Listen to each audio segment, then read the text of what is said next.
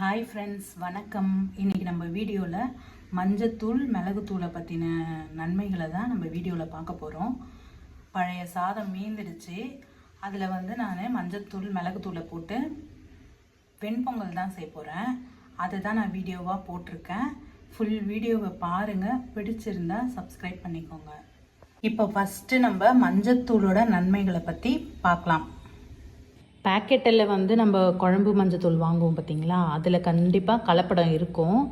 ஆனால் நான் சொல்கிறது இந்த ஒரிஜினல் கிழங்குலேருந்து நம்ம தயாரிப்போம் பார்த்திங்களா, அந்த மஞ்சத்தூளை பற்றி தான் நான் சொல்கிறேன். அந்த மஞ்சத்தூளில் குர்குமின் அப்படின்னு ஒரு இது இருக்குது. அதனால தான் அந்த மஞ்சத்தூளில் அந்த குர்குமின் அப்படின்னு இருக்கிறதுனால தான் அதுக்கு மருத்துவ குணம் இருக்குது. நோய் கிருமி நாசினி மஞ்சத்தூள் அப்படின்னு நம்ம சொல்கிறோம். நம்ம குழம்புலையாகட்டும் பொரியல்லையாகட்டும் நம்ம மஞ்சத்தூள் கொஞ்சம் போடுறோன்னா அது கூடவே ஒரு சிட்டிகை மிளகுத்தூள் நம்ம சேர்த்தா தான் அதோட மஞ்சத்தூளில் இருக்கிற மருத்துவ குணம் நமக்கு கிடைக்குமா. இனிமே நம்ம மஞ்சத்தூள் சேர்க்கும்போது ஒரு சிட்டிகை மிளகுத்தூளையும் நம்ம கண்டிப்பாக சேர்த்து சமைங்க. அப்போ தான் அதோட பலன் நமக்கு கிடைக்கும். ஒரு உதாரணத்துக்கு நம்ம ஒரு முட்டை ஆம்லேட் போடுறோன்னு வச்சுக்கோங்களேன். அப்போ நம்ம மிளகுத்தூள் போட்டு சமைக்கும்போது ஒரு சிட்டிகை மஞ்சத்தூளையும் போட்டு நீங்கள் முட்டை ஆம்லேட் போட்டிங்கன்னா அதோட மருத்துவ குணம் முழுசாக நமக்கு கிடைக்கும். நமக்கு வயசு ஆக ஆக நம்மளுடைய உறுப்புகள், தசைகள், அதுக்கப்புறம் இரத்த குழாய் கொழுப்புலாம் படிஞ்சிரோமா. நம்ம அதனால் மாரடைப்பு ஏற்படும்னு சொல்கிறாங்க.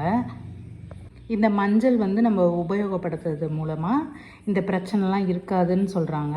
அடுத்தது நம்ம மிளகை பற்றி பார்க்கலாம். மிளகுல பெப்பரைன் அப்படின்ற வேதிப்பொருள் அதிக அளவில் இருக்குது.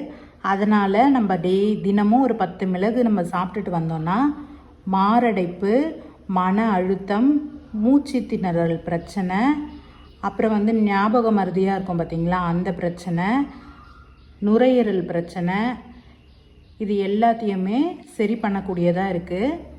கெட்ட கழிவுகளை அகற்றிட்டு உடல் எடையை அதிகப்படுத்தாமல் இருக்குமா.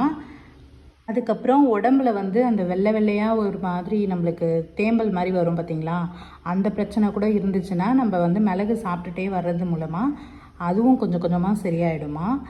இவ்வளவு ஏன் அந்த கேன்சர் வராமல் இருக்கிறதுக்கும் அது மிளகு பயன்படுதுன்னு சொல்கிறாங்க.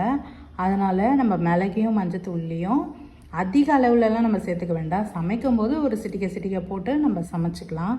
ரசம் மிளகும் நம்ம போடுவோம், மஞ்சத்தூளும் நம்ம போடுவோம்.